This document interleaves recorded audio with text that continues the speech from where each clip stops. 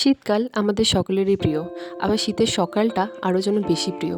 Hello বন্ধুরা, কেমন আছো সবাই? শুভ সকাল। আজ ছিল একটা অন্নপ্রাশন বাড়ি, তো তার সকাল থেকে আমরা ব্লগ শুরু করেছি। আর বৌদি বানাচ্ছিল সকালবেলায় চাউমিন এবং একটা কমলা লেবু দিয়ে সকাল শুরু হলো। এবং এই হলো আজকের আমার জামা, যেটা আমি পরে যাব। তো যাওয়ার আগে আমাকে একটু স্কিন কেয়ার করতে হলো, যেটা হলো মুখটা একটু স্ক্রাব করে নিলাম, অনেকদিন করা হয়নি তার জন্য। এই স্ক্রাবারটার রিভিউ আমি তোমাদের আগেই দিয়েছি। ভীষণ ভালো একটা স্ক্রাবার, আর যেটা হাতেও ইউজ করা যায় এবং মুখেও ইউজ করা যায়। দেখতেই পাচ্ছ স্ক্রাব করার পর মুখের মধ্যে একটা আলাদা গ্লো এসে গেছে। তারপরে আমি একটু সানস্ক্রিন মুখে মেখে নিলাম, তারপরে আমি রেডি হতে যাব। জিনিসপত্র নিয়ে চললাম উপরে বৌদির ঘরে, সেখানে গিয়ে আমি সাজুগুজু করব। জিনিসপত্র ছড়িয়ে ছিটিয়ে রেখে দিয়েছি যথারীতি। সেই দিনের লুকটা আমি তোমাদের সাথে শর্টসে শেয়ার করেছি, তো আবার বাকিটা আমরা ওখানে গিয়েই দেখবো। বাচ্চাটার নাম ছিল সৌরনীল, আর ভীষণ মিষ্টি সুইট একটা বাচ্চা। গিয়ে দেখতে পাবে, কিন্তু বেচারা অনেক কান্নাকাটি করছিল, সেটাই একটুখানি খারাপ লাগা।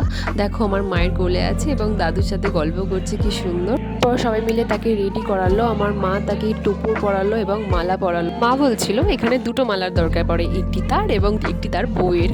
আর এই হলো সৌরনীলের মামা। সৌরনীলের মামা আমাদের স্কুলে পড়তো, আমাদের জুনিয়র হতো। আমার সাথে বেশ ভালোই পরিচয় আছে তার।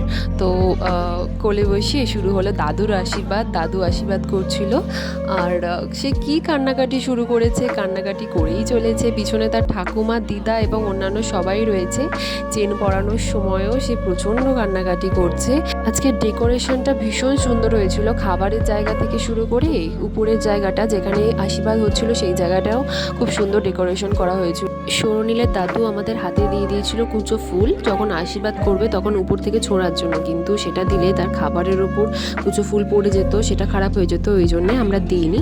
আচ্ছা, সৌরনীলের দাদুর পরে এখানে আশীর্বাদ করতে আসবে সৌরনীলের মামার বাড়ির দাদু। সৌরনীলকে আশীর্বাদ করার জন্য ছিল লম্বা লাইন। এরপরে ছিল তার ঠাকুমা, মামার বাড়ির দিদা এবং আরও অন্যান্য রিলেটিভস। আমার মাও এখানে আশীর্বাদ করেছে সৌরনীলকে। তো বাচ্চাটা অনেক কান্নাকাটি করছে, প্রচণ্ড অসুবিধা হচ্ছে এভাবে আশীর্বাদ করা হচ্ছে বলে। তারপরে আবার সৌরনীলের মামার বাড়ির দাদু এলো আশীর্বাদ করার পরে গিফট দেওয়ার জন্য। এবার শুরু হলো সব থেকে প্রেসিয়াস মোমেন্ট, সেটা হলো সৌরনীল পায়েস খাবে মামার হাতে। খুব মিষ্টি একটা মোমেন্ট, কিন্তু পায়েসটাও খুব ভালো লেগেছে আসলে। দেওয়া মাত্রই ও খেয়ে নিয়েছে, খুব মিষ্টি লাগছিল এই সময়। সবাই হাসাহাসি করছে এবং বলছে কি ওর ভালো লেগেছে পায়েসটা। সৌরনীলের মামা এবং সৌরনীলের ফটোশ্যুট চলছিল, এখানে আমরা নিজেদের মধ্যে একটা ক্লিপ নেওয়ার চেষ্টা করেছি। ওরা বুঝতে পারেনি যে আমি ভিডিও করছি। তারপরে খাওয়া দাওয়ার পর্ব শুরু হলো। বৌদি আর মিমি ওইদিকে বসেছিল, মা আর আমি বসেছিলাম এইদিকে। মায়ের টিপটা খুলে সৌরনীলকে পরানো হয়েছিল। তারপর চললাম বাড়ির দিকে।